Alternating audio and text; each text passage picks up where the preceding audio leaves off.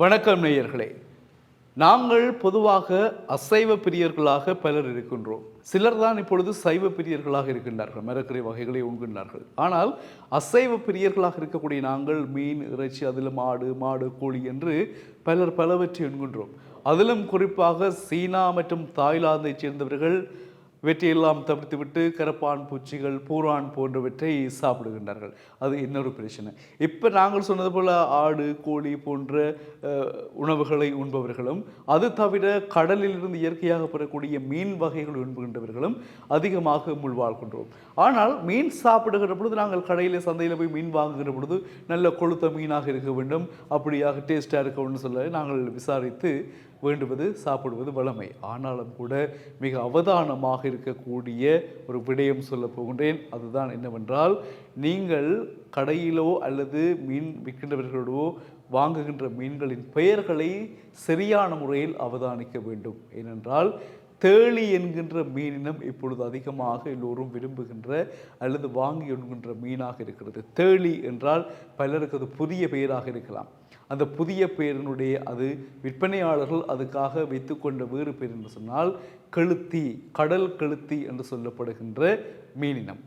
இது எல்லோராலும் அதிகமாக வாங்கி உண்ணப்படுகின்ற மீன்களாகவும், சிலர் அதை வாங்குவதும் இல்லை, உண்பதும் இல்லையாக இருக்கிறது.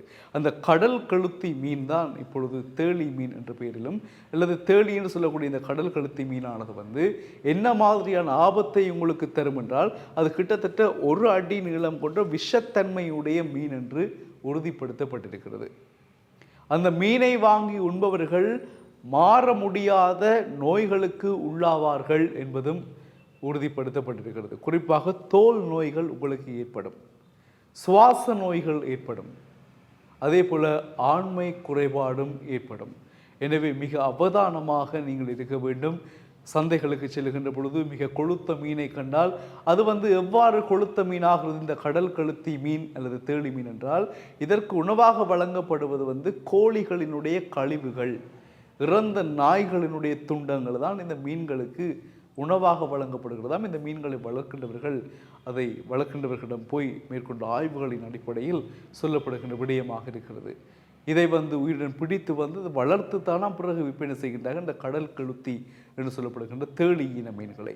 பாருங்கள், எவ்வளவு நம்பிக்கையாக நாங்கள் ஒவ்வொரு கடைகளிலோ சந்தைகளிலோ சென்று வாங்குகின்ற பொருட்களில் இவ்வாறான இயற்கையான மீன்களிடமா கலப்படம் என்ற அளவிற்கு எங்களை சிந்திக்க வைக்கக்கூடிய செயற்பாடுகள், ஆச்சரியப்படக்கூடிய செயற்பாடுகள் இப்பொழுது இடம்பெற்று வருகின்றன.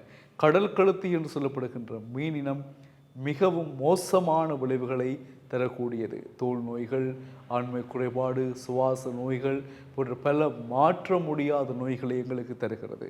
எனவே அன்பான உறவுகளே, நீங்கள் அவசரமாக வாங்கி சாப்பிடுகின்ற, சமைத்து உண்ணுகின்ற உணவுகளில் மிக அவதானமாக இருங்கள்.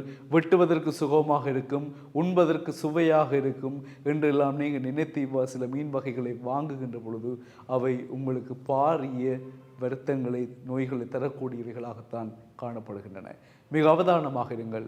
எங்களை பொறுத்தவரையில் எவ்வளவு நாங்கள் மிக அவதானமாக கவனமாக இருக்கிறோமோ அவ்வளவுத்திற்கு எங்கள் உடல் ஆரோக்கியம் பாதுகாக்கப்படும், அல்லது கடுமையான நோய்களுக்கு நாங்கள் உள்ளாவோம். மீண்டும் சந்திக்கலாம் உறவுகளே. வணக்கம்.